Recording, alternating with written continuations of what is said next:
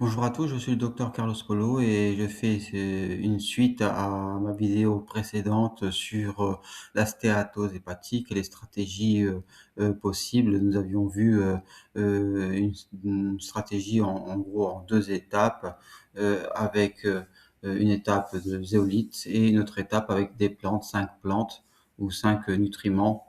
Et j'avais parmi ces nutriments proposé aussi la curcumine pour la stéatose hépatique, puisque la curcumine, on a trouvé des essais assez récents qui montrent une certaine efficacité de la curcumine. En même temps, cette vidéo est en lien avec mes 3 autres vidéos sur la curcumine et la athérosclérose, la curcumine et sa prise et puis les effets biologiques généraux de la curcumine sur l'anti-inflammation et tout. Donc là, c'est un peu plus spécifique sur le foie gras. Donc je vous invite à regarder ma vidéo sur le foie gras et stratégies pour lutter contre le foie gras. Voilà. Revenons à notre sujet de la curcumine et la stéatose. La stéatose, en fait, c'est le foie gras hépatique non alcoolique, appelé souvent stéatose hépatique non alcoolique. Nous allons voir comment la curcumine, ce composé actif du curcuma, pourrait être aussi un allié précieux du foie, comme je l'avais proposé dans une vidéo présente. Je n'ai rien proposé en réalité, puisqu'il y a des études dessus. Je mets en avant certaines études, comme une méta-analyse récente de 2025. En fait, le but, c'est quoi? C'est de protéger le foie, de baisser les enzymes hépatiques, qu'on appelle par exemple transamineuses.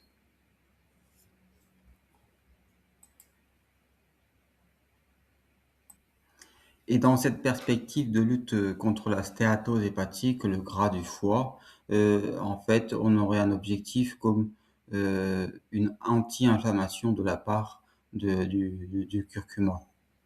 Pour d'abord, rappelons ce que c'est que la stéatose hépatique. D'abord, c'est une maladie chronique où s'accumule progressivement la graisse en excès. Et le problème de la graisse, c'est que c'est pas neutre, hein. Donc, cette surcharge provoque aussi un stress oxydatif et une inflammation aussi. Et donc, le problème, c'est que ça lèse les cellules. Alors, en plus, si vous consommez de l'alcool, bah, ça n'aide pas non plus. Ou tout autre toxique, bien sûr.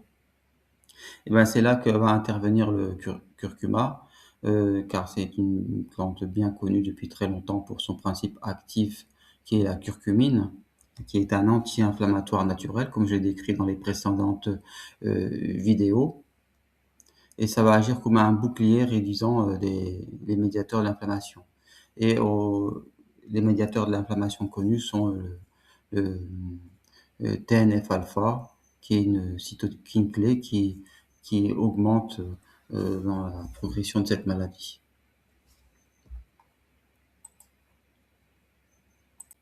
Et pour soutenir notre propos, bien, il y a justement une méta-analyse qui est parue en 2025, finalement très récente, qui montre euh, que sur l'analyse de 14 essais, eh bien, sur 778 patients, eh bien, on a montré que les doses testées de 50 à 3000 mg par jour sur des périodes de 8 à 12 semaines, donc il faut quand même un peu de temps, donc 2 à 3 mois, et il y a comment dire, une amélioration de la stéatose hépatique.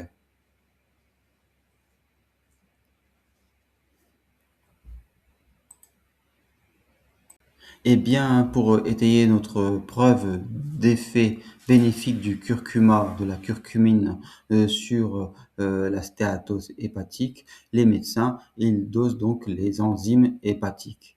Les enzymes hépatiques sont élevées dans le sang quand il y a une souffrance, c'est-à-dire que la cellule hépatique qui souffre va quelque part éclater et va libérer dans le sang des enzymes. Et ces enzymes, on les mesure par une prise de sang, tout simplement. Et quand il y a moins de cellules qui souffrent, ben, il y a moins de libération d'enzymes. Et c'est le cas notamment pour les enzymes classiques qu'on dose dans le sang, que sont l'alanine aminotransférase et l'aspartate aminotransférase. C'est les azates et la alates. C'est les TGO ou TGP. Il y a deux noms pour ces enzymes. Il y a une autre enzyme aussi qu'on dose aussi, c'est la phosphatase alcaline, mais il faut environ 12 semaines. Ça veut dire qu'en fait, il faut un certain temps, 8 à 12 semaines, pour avoir un effet sur le foie. Ce qui me semble pas surprenant parce que souvent, pour régénérer les cellules, il faut quand même quelques semaines. En résumé, la curcumine baisse vos enzymes du foie si vous faites une prise de sang.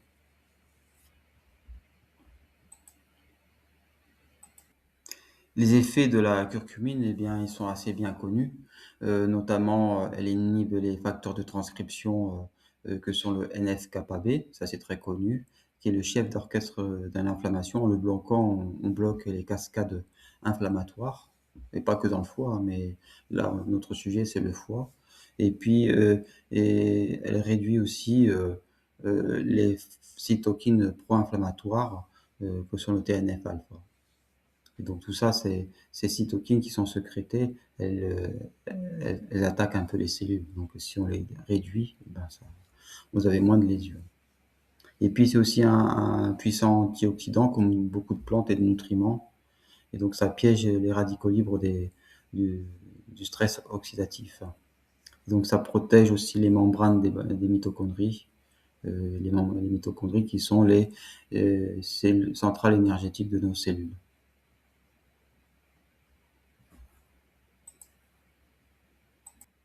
Alors, un effet paradoxal de la curcumine, c'est que le curcuma en tant que tel, il est très peu absorbé par l'intestin, mais d'après certaines études récentes, c'est ce qui fait aussi son efficacité d'action, c'est-à-dire qu'il s'accumule dans l'intestin, et en s'accumulant dans l'intestin, il se libère progressivement et il a des effets anti-inflammatoires comme ça. Mais ce que recherchent actuellement les laboratoires, c'est une biodisponibilité plus importante, c'est-à-dire pour augmenter cette biodisponibilité qui au départ est assez faible. Donc les biologistes, les laboratoires utilisent des formes galéniques différentes et avancées, comme des nanomicelles ou des phytosomes qui encapsulent la curcumine. Le but, c'est de faire passer l'intestin faire passer la barrière de l'intestin plus facilement, en fait. Et un coup classique, c'est d'y associer de la piperine pour améliorer son absorption. Donc, on conseille d'utiliser les extraits standardisés pour augmenter son effet et avoir une teneur en curcuminoïde qui est la molécule active du curcuma, plutôt que de simplement saupoudrer de curcuma à son assiette. Mais bon, je dirais que je reste quand même critique, hein. Il faut mettre du curcuma dans son assiette, faut pas hésiter et en prendre comme on peut, même beaucoup plus qu'on peut si c'est possible. De toute façon, il va s'accumuler dans l'intestin et il va avoir une action quand même. Alors par rapport à la stéatose hépatique, je ne sais pas bien puisque c'est des études qui sont faites avec des formes galéniques évoluées et pas simplement qu'avec de la poudre. Mais il n'est pas interdit d'y associer de la poudre simplement en plus parce qu'il y aura un effet digestif et on sait très bien que il y a un axe intestin-foie. L'intestin joue sur le foie. Si l'intestin est trop perméable, il laisse passer des toxiques comme l'ammoniac ou d'autres toxiques, et l'ammoniac, c'est pas bon pour le foie. Voilà, donc il y a les formes galéniques, mais la forme poudre, je dirais qu'on pourrait même l'associer, hein. C'est sans aucun problème, je dirais que parce qu'en fait, on pousse à la consommation de compléments alimentaires Et on a tendance à dire, ben, les poudres, c'est pas trop biodisponible, alors ça sert pas à grand-chose. Mais je dirais que oui, ça sert à quelque chose, puisque la physiologie humaine est faite de différents niveaux. Il y a des niveaux plus gros, des plus gros plus petits. C'est comme pour la zéolite, à un moment on disait il faut une zéolite la plus petite possible. Maintenant, c'est plus obligé. Vous avez une zéolite de différentes tailles, et même une zéolite de 20 microns, ça pourrait être utile parce que vous attaquez plusieurs différents niveaux de toxicité, les microbes, des, des métaux lourds qui sont de différentes tailles. Donc, vous avez besoin d'une zéolite avec différentes tailles, en dépit des influences commerciales. On essaie de donner une zéolite la plus petite possible. Et là, on en revient un petit peu à la même chose. Vous pouvez avoir un curcuma entre guillemets grossier, il aura une action sur l'intestin et probablement une action aussi un peu sur le foie. Donc, c'était ma petite réflexion personnelle, hein.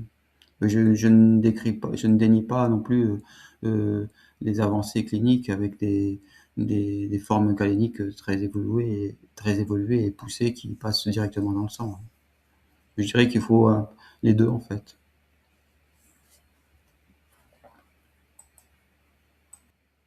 Et pour terminer cette vidéo, eh bien, je vous invite à regarder ma vidéo sur la stéatose hépatique, où donc je décris deux étapes essentielles avec un antitoxique type zéolite, même si on peut dire que c'est un peu exagéré de dire antitoxique, mais moi je le considère comme un antitoxique, et puis ensuite des plantes. Mais j'avais dit que c'est une stratégie en deux étapes, mais en réalité c'est trois étapes, puisque la première étape c'est quoi? C'est la diététique, le sport, l'hygiène de vie, c'est la première étape.